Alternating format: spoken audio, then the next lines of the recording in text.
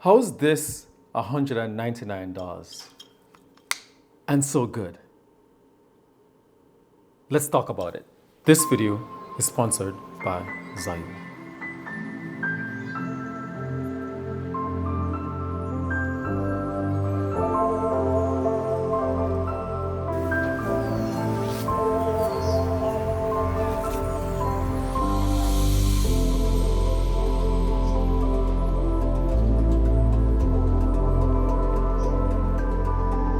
As you can see in that intro video, that was not stabilized in my video editing software. That was straight out the box setup and go. It was so easy to use. The zhiyun gimbal from Weebill 3E is phenomenal. As someone who's not a gimbal user beyond the DJI Osmo Pocket 3, this is pretty much my first time using a gimbal, and I had no issues whatsoever using this gimbal. I'm going to show you some behind the scenes of the videos that I just created a while ago and show you my movements and anything. It's nothing special. All I did was held the gimbal in the direction and walk.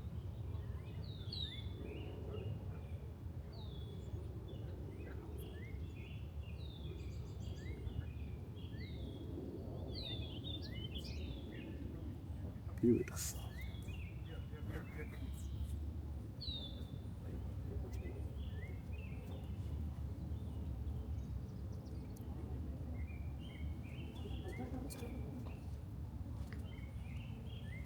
And I got to say, boy, for someone who has used this for the first time, I don't know, but this thing is so easy. It's $199. And guys, I have codes in the description below that's going to allow you to get this at $199. It's a 20% discount that I'm going to be offering. Guys, oh my God. So check out this unboxing and see what's inside the package. So let's unbox the cinepeer Weebill 3E. So once we get inside the box, we're greeted with the instruction manual to set up your gimbal and how to set it up, but I'm going to help you guys how to set it up. So let's put it to the side. So what we have here now is a USB-C to USB-C. What this does, it helps you to connect your camera to the gimbal so you can actually operate the camera rather, through the gimbal. All right, let's put it to the side. And we also have another cable from USB-A to USB-C, and that allows you to charge your gimbal. Let's put it to the side. And what we're gonna do now is I'm gonna help you set up the gimbal. So here is the tripod leg that goes below the gimbal. I'm going to put it down right there. We have the plate that goes below the camera. And all you would need for this setup, guys, is your flathead screwdriver. I'm going to put that to the side right there. And here we have our gimbal. And let's put it to the side. So what I'm going to do now is I'm going to attach the gimbal, the tripod leg, to the gimbal. Like so. Make sure it's nice and tight. And here we have the gimbal on the tripod leg. So what I'm going to do now, I'm going to unlock each of the axes first. So once I unlock it, I'm going to close it back. Unlock this section, close it back. So this way now I can slide my camera onto the gimbal. So what I'm going to do first is I'm going to attach the camera. I'm going to be using my A7 IV with my 50mm 1.2 lens on here.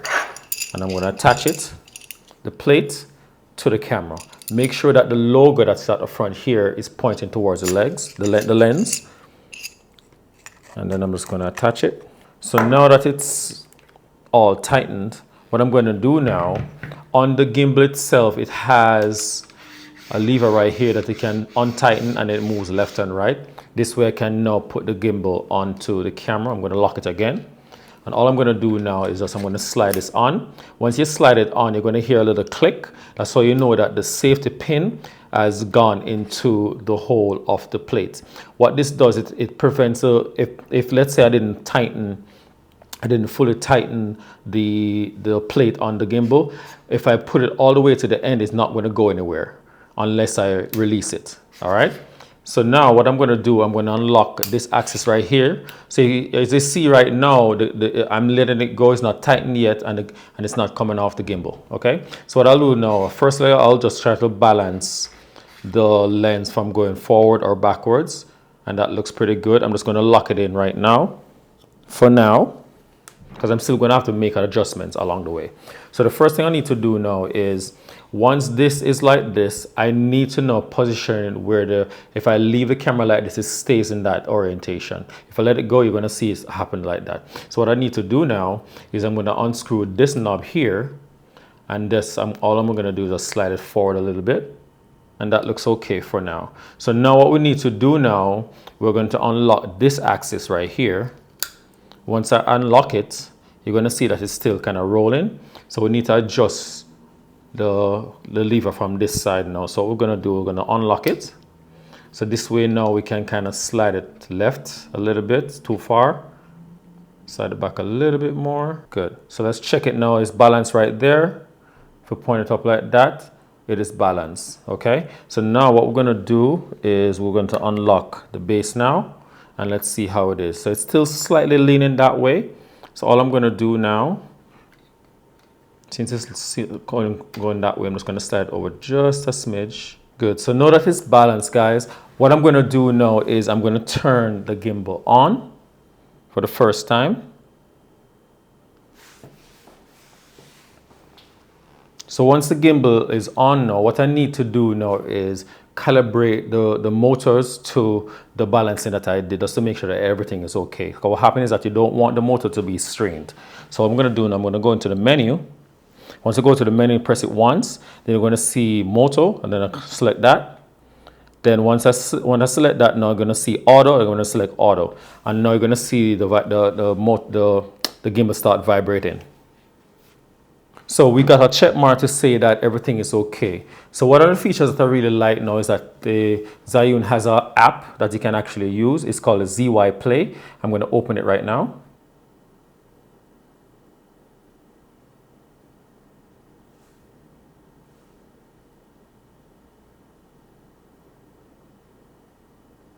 So once we have connected to the gimbal, guys, what I'm going to do now, I'm going to show you that I can actually operate the gimbal with my phone. So if I go right, it goes right. If I go left, it goes left. If I point it up, it points up and down. Also, what we could do is we can change the way the gimbal operates. We have it on PF right now. I can go to follow and it changes. I can go to lock and it changes, or I can go to phone go.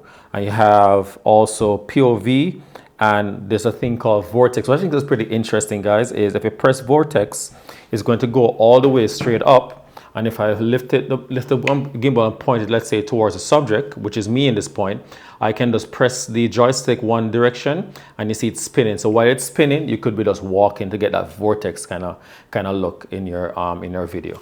All right. So what I'm going to do is going to put it back down.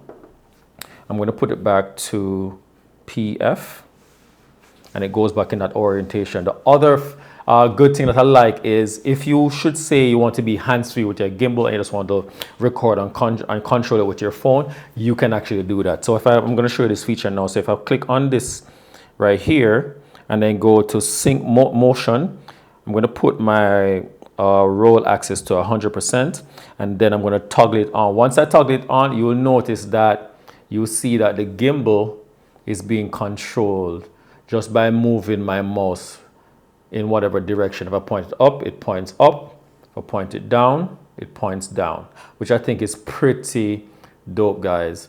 Tell me, guys, what you guys think. Let me get back to the other video. So as you can see, there's not much inside the packaging right there. You just have the gimbal, the tripod leg, the cables, and the plate that goes below your camera. And from what I understand is the motors that is inside this particular gimbal is comparable to their top of the line gimbals. And so, you know, you're not really losing that much. There are certain features you're not going to have. Like, for example, there's a light section that is normally built in the front of the gimbal that illuminates your subject if you're shooting something in a lower light setting. So this didn't come with it, and I'm sure there are other features that is not there. Like I said, this is my first gimbal using, and I have to say I'm very impressed from the opening off the box to setting it up and to start using it with my camera. Like I mentioned before, guys, I used the A7 IV with the 50mm 1.2, and it was a pretty heavy setup, and I never had any issues whatsoever using the gimbal. There was no grinding in the motors, nothing at all. And to know that I can also, you know, use my phone to operate the gimbal wirelessly is another phenomenal feature. You know what I'm saying? So for a gimbal that I mentioned, I have to say it again, that costs $199 and you're getting all these features is just phenomenal. For someone who is interested in starting to use gimbal, I think this is a perfect gimbal to start with. You know what I'm saying? It's not going to totally break your bank, and you're going to definitely, if you're going to be using it for a job, you're definitely going to be probably making that in the first job.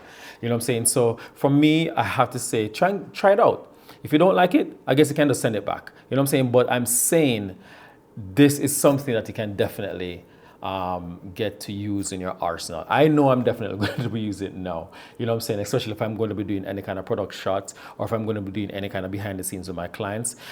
Definitely going to be using it, guys. And like I mentioned before, guys, links will be in the description below to purchase the gimbal, and also the code is going to be there for you to get a 20% discount off. Guys, let me know what you think in the comment section below.